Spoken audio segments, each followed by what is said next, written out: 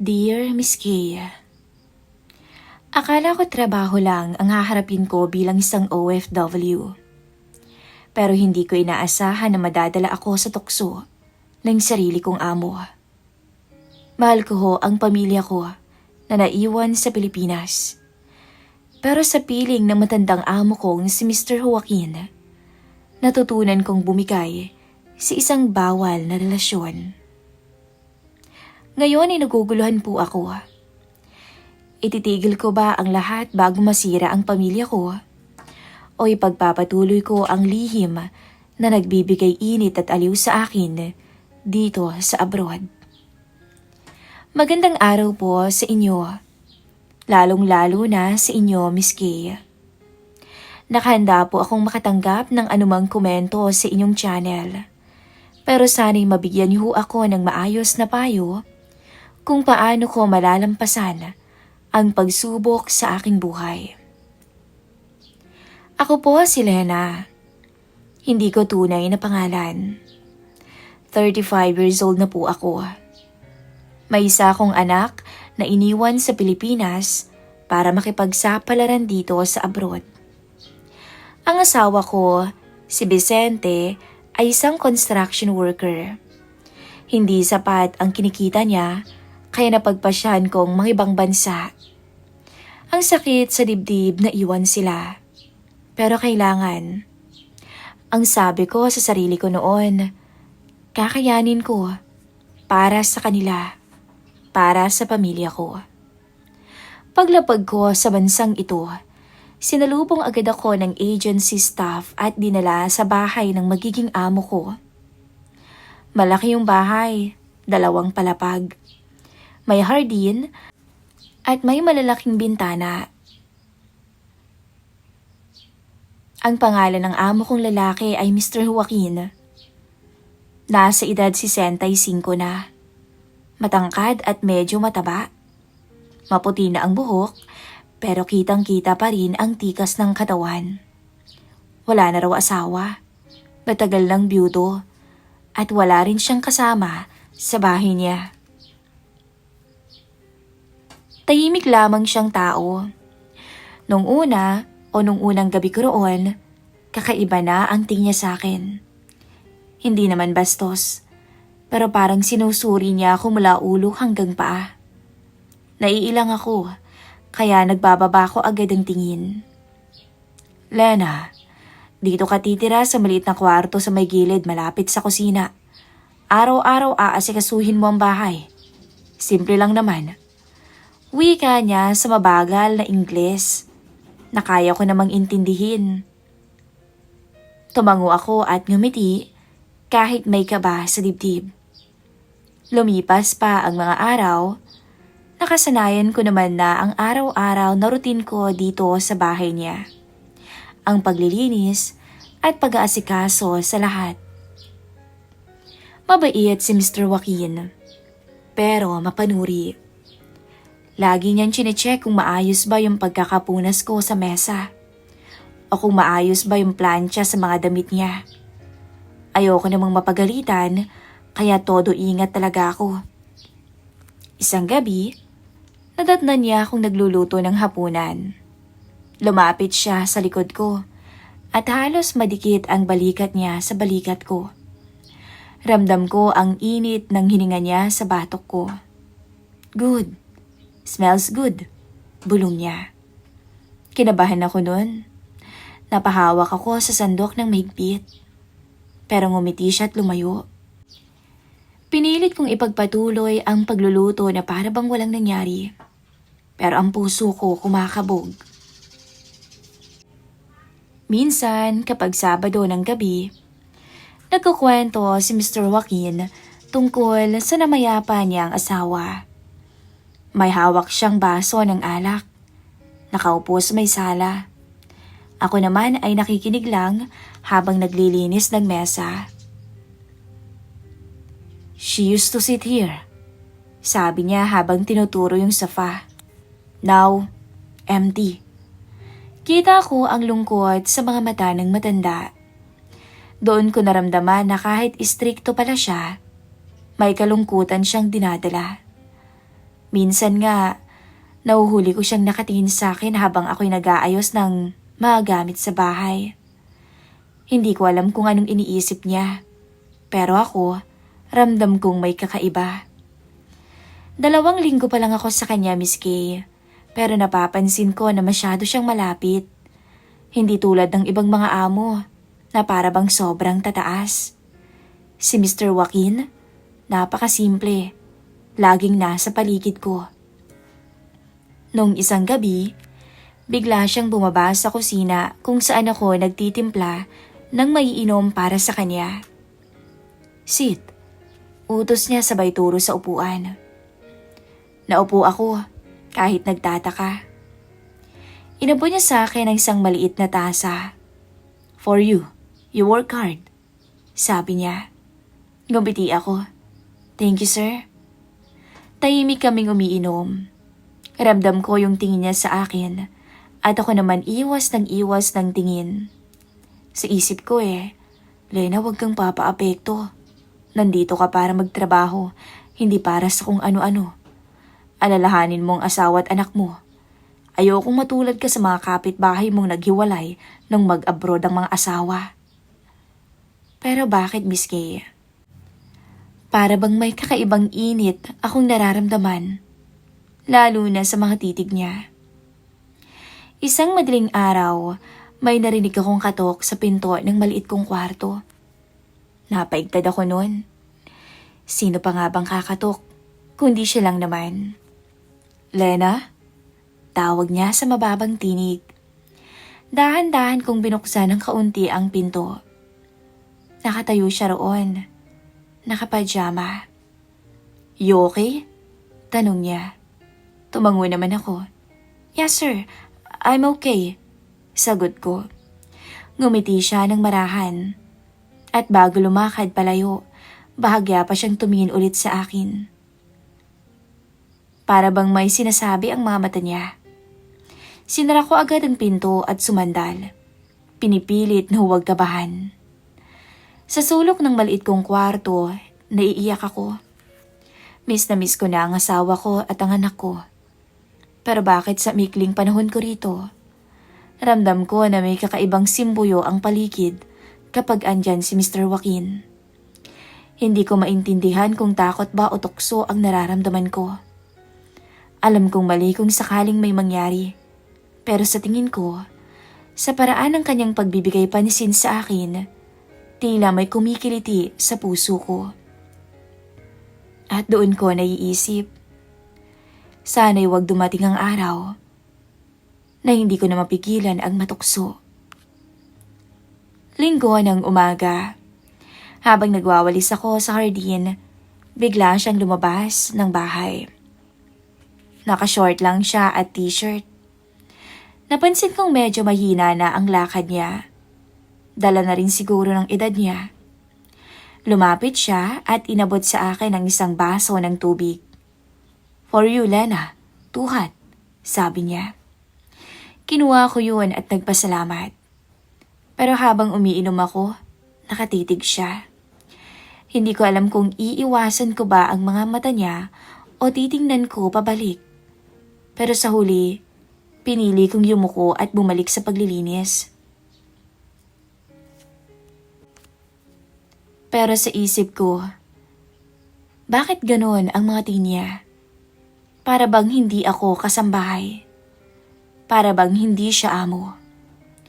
Tuwing gabi, halos pare-pareho lang naman ang eksena. Nasa sala siya, umiinom ng alak, habang ako naman ay naglilinis ng kusina. Pero madalas niya akong tinatawag. Lena, sit here, keep me company. Noong una, nag-aalangan ako. Pero dahil ayokong magmukhang suplada, umuupo ako sandali para samahan siya. Pinapakinggan ko siya habang kinukwento ang buhay niya. Kung paano siya naging negosyante, paano niya nakilala yung yumaong asawa niya, at kung paanong hanggang ngayon, mag-isa na lamang siya sa malaking bahay na ito. Habang nagsasalita siya, napapansin kong dumarami ang pagkakataong tinitingnan niya ako ng diretsyo. Para bang sinusukat kung hanggang saan ang kaya kong tiisin. Isang gabi, habang nag-aayos ako ng gamit, bigla siyang tumayo sa tabi ko. Hinawakan ang kamay ko at sinabing, "Good job, Lena. Very neat." Simpleng hawak lang yun, pero ramdam ko ang bigat ng kanyang palad. Parang may kuryenteng tumaloy sa katawan ko noon, Miss Kay. Agad akong napatigil at ngumiti para itago ang kaba. "Thank you, sir." Sagot ko na lamang. Pero magdamag noon, hindi ako makatulog. Kinabukasan, nagkaroon ako ng pagkakataon na makatawag kay Vicente. Kitang-kita ko ang ngiti ng anak namin sa screen. "Ma, miss na miss ka na namin," sabi ng anak ko. "Konting tiis na lang, anak. Para sa inyo to," sagot ko habang pilit pinipigil ang luha. Nakangiti rin ang mister ko na para bang gustong-gusto na akong yakapin. "Ingat ka dyan, mahal. Huwag kang magpapaabuso ka. Baka mamaya minamaltrato ka dyan, sasabihin mo sa akin. Baka hindi ka na nakakakain, ha? Mag-iingat ka palagi," sabi niya. Napangiti ako. Wala siyang kaalam-alam. Hindi niya alam na iba ang nangyayari ngayon sa naiisip niya. Kung gaano ako kalapit sa tukso. At hindi ko rin alam kung hanggang saan pa ang kakayanin ko para mapigilan to. Lumipas pa ang mga araw. Habang naglilinis ako ng sahig sa may sala, biglang dumaan si Mr. Joaquin. Natapilok siya at muntik nang madapa. Agad akong napatayo para alalayan siya. Akala ko magagalit siya pero hindi. "Careful, sir," sabi ko habang hawak ang siko niya. Napatigil siya at tumingin sa akin. Malapit na malapit ang mukha namin.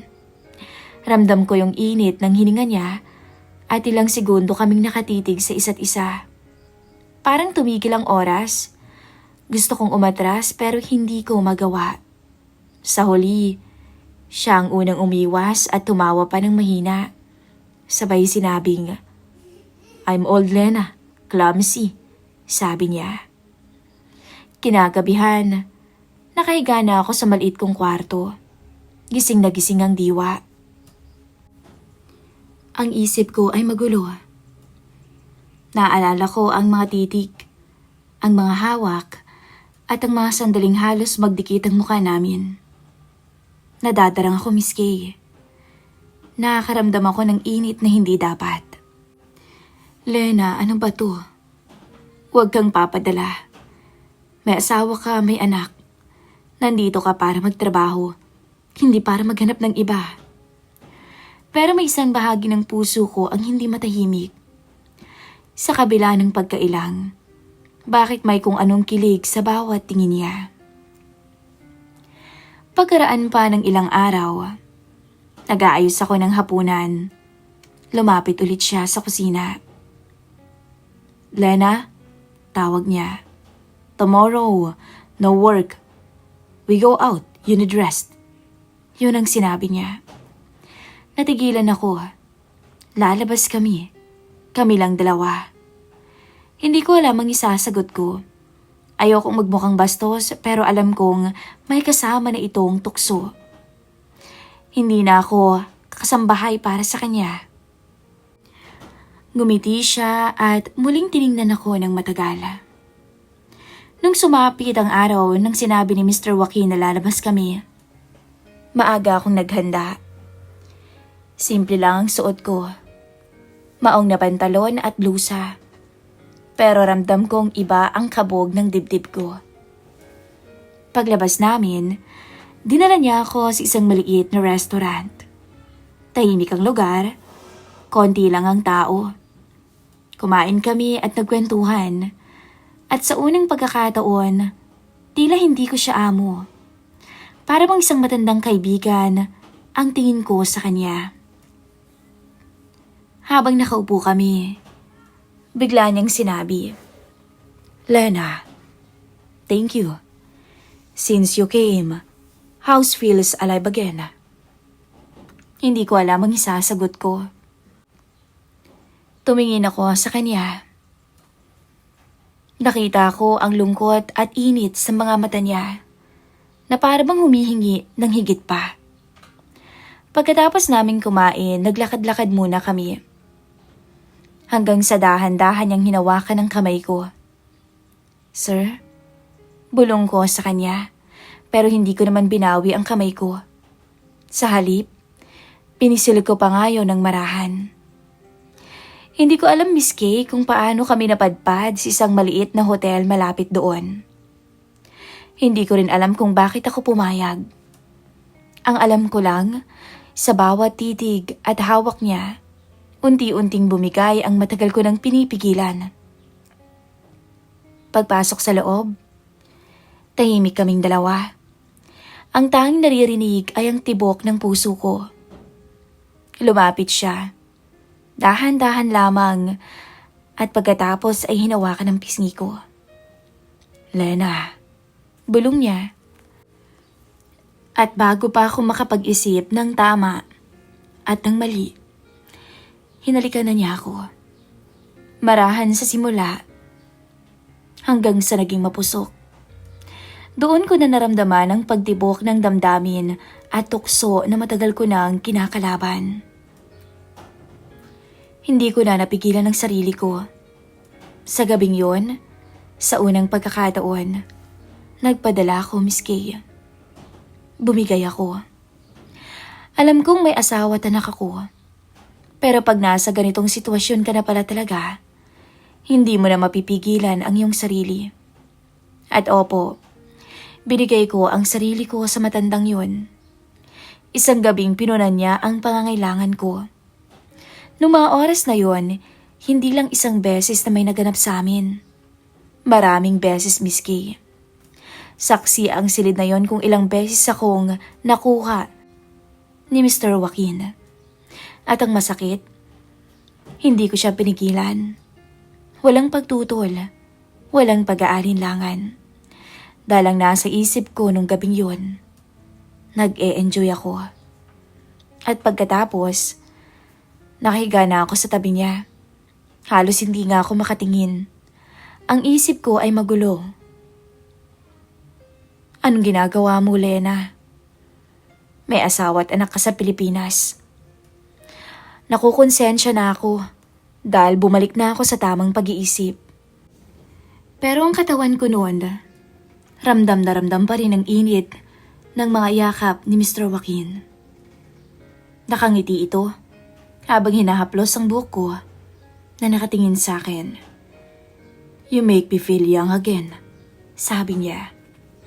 Napapikit ako. Sa isang bahagi ng puso ko may kilig at saya. Pero sa kabila nun, naroon ang guilt, ang bigat ng kasalanan na hindi ko alam kung kaya ko pang buhatin. Pag-uwi namin sa bahay, hindi na ako mapakali. Lalo na nung mag-video call ang asawa ko at ang anak ko. Nakangiti ako sa kanila sa screen. Pero sa loob-loob ko, ramdam na ramdam ko na ang bigat ng lihim. Nauumpisahan ko na ang itago. Pero hanggang kailan? Hanggang saan ako dadalhin ang tukso? At doon, napagtanto kong hindi na to simpleng trabaho. Pumasok na ako sa isang sitwasyong baka ikasira ng lahat. Katulad ng nangyayari sa iba. Pagkatapos ng unang gabing nagkasala ako, hindi na ako makatay ng diretso kay Sir Joaquin. Nahihiya ako dahil baka iniisip niyang ganun kabilis lang niya akong nakuha. Nagpatuloy ang buhay ko sa bahay ni Mr. Joaquin. At lumipas pa nga ang ilang araw, akala ko'y magkakahiyaan kaming dalawa. Pero hindi pala. Dahil lalo kaming naging malapit ni Mr. Joaquin. Lagi na niyang hinahawakan ang kamay ko. May mga tinginan at sa tuwing nasa bahay siya, ramdam kong may pagnanasa sa pagitan naming dalawa. Isang hapon, umuwi siya ng maaga. Ako naman ay nagluluto sa kusina. Lumapit siya sa likod ko, niyakap ako ng mahigpit. Lena, bulong niya. Alam kong mali, Miss Kay, pero hindi ko siya kayang itaboy. Bumaling ako at muli kaming naghahalikan. Mapusok. At sa bawat saglit, lalo akong nahuhulog sa kanya. Dinala niya ako sa kanyang kwarto. Doon, muling bumigay ang katawan ko. Ngunit habang nasa gitna kami ng init ng aming kasalanan, biglang tumunog ang cellphone ko. Ang asawa kong si Vicente, tumatawag. Napatigil ako. Kinabahan ako at halos manlambot ang tuhod ko. Pero hinawakan lamang ako ni Mr. Joaquin. Pinisil niya ang kamay ko at bumulong na, "Answer it, Lena. It's okay." Nanginginig pa ang boses ko habang sinasagot ko ang tawag. "Hello, mahal?" Narinig ko ang boses ng asawa ko mula sa kabilang linya. "Mahal, kumusta ka dyan? Miss na miss ka na namin ni Bunso. Sinabi niyang tawagan kita kaso nakatulog na rin siya eh." Hindi ko binuksan ang video call. Tanging tawag lamang para hindi ako makita ng asawa ko. Sinabi kong may ginagawa lamang ako, kaya hindi ko pwedeng buksan. Pinilit kong umiti sa mga sinasabi niya. Kahit halos mabaliw na ako sa sitwasyon ko. "Okay lang ako dito, mahal. Nagtatrabaho ako ng mabuti. Mabait ang amo ko," sabi ko pa. Habang nagsasalita ako, naiiyakap pa rin ako ni Mr. Joaquin mula sa likuran. Hinahaplos ang buhok ko at ramdam ko ang init ng kanyang hininga sa batok ko. Lalong naghalo ang kaba, takot at tukso sa dibdib ko miski. Dalawang mundo ang ginagalawan ko. Sa kabilang linya, naririnig ko ang boses ng asawa ko. At ang anak kong parang naalimpungatan. "Mama, uwi ka na po agad ah. I love you," sabi pa niya. Naiyak ako. "Love you too, nak." Sagot ko naman na pilit pinapakalma ang boses. "Mag-iingat ka dyan, Lena, ha?" sabi ng asawa ko. "Ihintayin ka namin dito." Pagkatapos ng tawag, napahiga ako sa kama. Hawak ang cellphone, nanginginig ang kamay. "Lena," bulong ni Mr. Joaquin. Nakatingin sa akin na may halong pagnanasa at pagkalinga. "You don't have to feel alone anymore." Sa gabing yun, muli akong bumigay. Pero pagkatapos, habang nakahiga sa tabi niya, ramdam ko ang konsensya. Dalawang mundo ang meron ako ngayon. Isang mundo sa Pilipinas kung saan naghihintay ang asawa at ang anak ko. At isang mundo rito kung saan ako ay nagiging ibang tao sa piling ni Mr. Joaquin. Natatamasa ang karangyaan ng buhay. Alam kong mali. Alam kong kasalanan. Pero alam ko rin na hindi na ganoon kadaling putulin ang apoy na sinimulan na naming sindihan. Habang pinagmamasdan ko si Mr. Joaquin na nakatulog na, hindi ko maiwasang mapaluhan ng tahimik. Hanggang kailan ko kaya kakayanin ng ganito? Hanggang saan ang pagtatago ko sa asawa ko? Alam kong darating ang araw ng pagbabalik ko sa Pilipinas. At kapag dumating yun, baka doon ko maramdaman ang tunay na bigat ng lahat ng kasalanan ko. Pero sa ngayon, pinili kong manatili sa apoy kahit alam kong unti-unti akong sinusunog nito.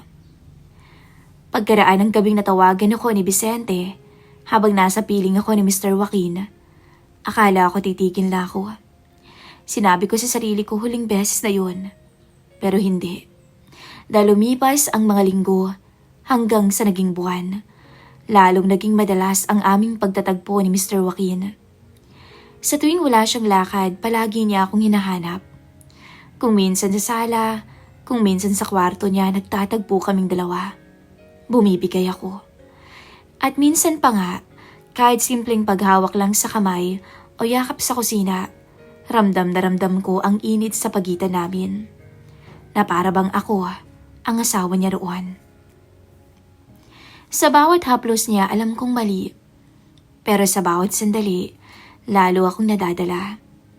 Hindi ko na alam kung saan ko ilalagay ang sarili ko. Dalawang buhay. Kapag kausap ko ang asawa ko at ang anak ko sa video call, nakangiti ako na para bang walang nangyayari. Nakikinig ako sa mga kwento ng anak namin tungkol sa eskwela at sa plano ni Vicente kapag nakauwi na ako. Pero sa likod ng mga ngiting iyon, may kasinungalingan akong tinatago. Pagkatapos ng tawag, babalik ako sa piling ni Mr. Joaquin. Doon ko mararamdaman ang init, ang pag-aalaga, at ang atensyon na hindi ko na nahanap mula sa malayo kong asawa. 2 buhay, 2 mundo, at ako, nasa gitna, pilit na pinapasa ng bigat ng lahat. Lena, bulong ni Mr. Joaquin habang magkahawak ang kamay namin. You make me happy. Stay always. Ramdam ko ang bigat ng mga salitang yon. Alam kong hindi lang ako isang katulong para sa kanya. Alam kong higit pa. Pero sa bawat halik at yakap na binabalik ko, ako mismo ang nagtutulak sa sarili kong malubog ng malubog. Ngayon, habang nakahiga akong mag-isa sa maliit kong kwarto, hawak ang cellphone at tinititigan ng larawan ni Vicente at ang anak namin, hindi ko mapigilan ang mapaiyak. Ako si Lena, misis na OFW. Lumayo para maghanap buhay, pero naligaw naman ang landas. Mahal ko ang pamilya ko, Miss Kay. Pero sa piling ni Mr. Joaquin, paulit-ulit naman akong bumibigay. Hindi ko alam kung hanggang kailan ko maitatago ang lahat. Hindi ko alam kung paano ako makakawala. Kaya naman sumulat ako sa inyo. Ano ba ang dapat kong gawin? Ititigil ko na ba bago pa tuluyang masira ang pamilya ko? Uuwi na ba ako ng Pinas? Pero paano ang trabaho ko? O hayaan ko na lang na magpatuloy ang relasyon namin ni Mr. Joaquin? Paano ko haharapin ang lihim na ito na ako mismo ang pumili? Hanggang dito na lamang po ang aking kwento. Lubos na gumagalang. Lena, ang misis na OFW.